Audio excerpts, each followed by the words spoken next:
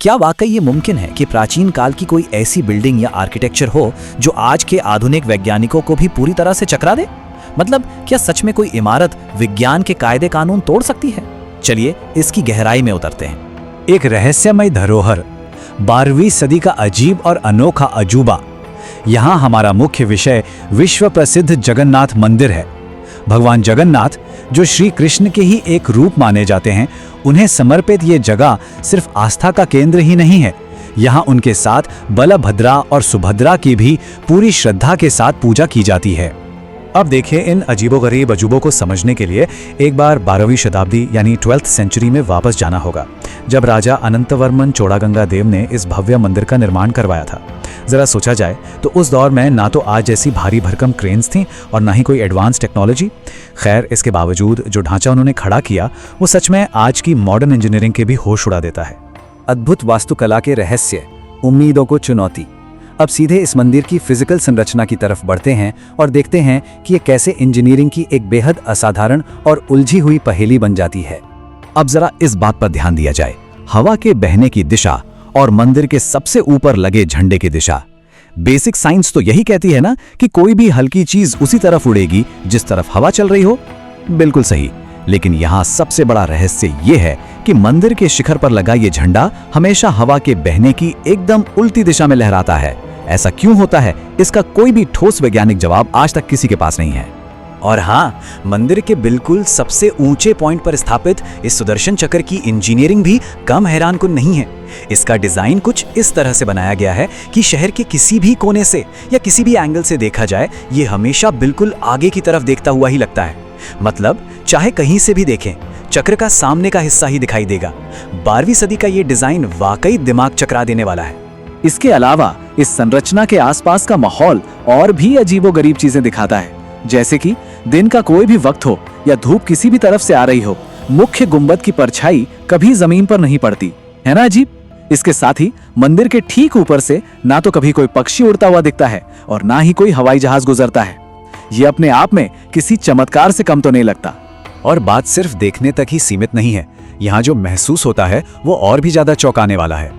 मंदिर के ठीक बाहर समुद्र की लहरों का बहुत शोर और गरज साफ सुनाई देती है, लेकिन जैसे ही मुख्य द्वार से अंदर कदम रखा जाता है, लहरों की वो भारी आवाज लगभग पूरी तरह से गायब हो जाती है। एक कदम अंदर रखा और अकूस्टिक्स यानी ध्वनि विज्ञान का पूरा विज्ञान ही बदल जाता है। मंदिर की चमत्कारिक रसोई एक ऐसी पहेली जिसका जवाब किसी के पास नहीं। मंदिर परिसर में थोड़ा और अंदर जाने पर एक ऐसी जगह आती है जिसे खुद में एक बहुत बड़ा चमत्कार माना जाता है। यहाँ हर दिन बिना किसी रुकावट के हजारों लोगों के लिए परंपरागत तरीके से भोजन बनाया जाता है।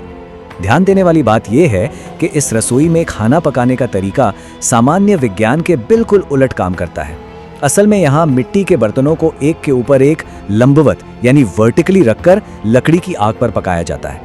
अब लॉजिक तो यही कहता है कि सबसे नीचे वाला खाना पहले पकना चाहिए, क्योंकि वो आग के सबसे ज्यादा करीब है, पर यहाँ बिल्कुल उल्टा होता है। चमत्कारिक रूप से सबसे ऊपर वाले बर्तन का खाना सबसे पहले पक जाता है। विश्व प्रसिद्ध रथ यात्रा, एक भव्य यात्रा। इन रोजमर्रा के रहस्यों से अलग ये मंदिर अपनी एक विशाल वार्षिक परंपरा के लिए पूरी दुनिया में जाना जाता है। ये सिर्फ कोई आम स्थानीय अनुष्ठान नहीं है, बल्कि एक बहुत ही विशाल आयोजन है। इस बेहद बड़े आयोजन के दौरान भगवान जगन्नाथ, बलभद्रा और सुभद्रा को विशाल रथों में बैठाकर पूरे शहर में उनकी यात्रा निकाली जाती है। इस रथ यात्रा में शामिल होने के लिए दुनिया भर से लाखों की तादाद में लोग जमा होते हैं, जो इस जगह से जुड़ी गहरी आस्था को दिखाता है। तो आखिर क्या है ये, विज्ञान या कोई अनसुलझी पहेली, एक आधुनिक रहस्य? एक तरफ इतनी गहरी ऐतिहासिक आस्था और दूसरी तरफ ये दिमाग को उलझा देने वाली घटनाएं, इन दोनों का मिलना इस पूरी कहानी को बेहद दिलचस्प और रहस्यमयी बना देता है। तो सबसे अहम बात यह है कि आज की इतनी एडवांस और लाजवाब टेक्निकल प्रोग्रेस के बाद भी एक बात बिल्कुल साफ है, विज्ञान आज तक इन रहस्यों को पूरी तरह से समझ ही नहीं पाया है।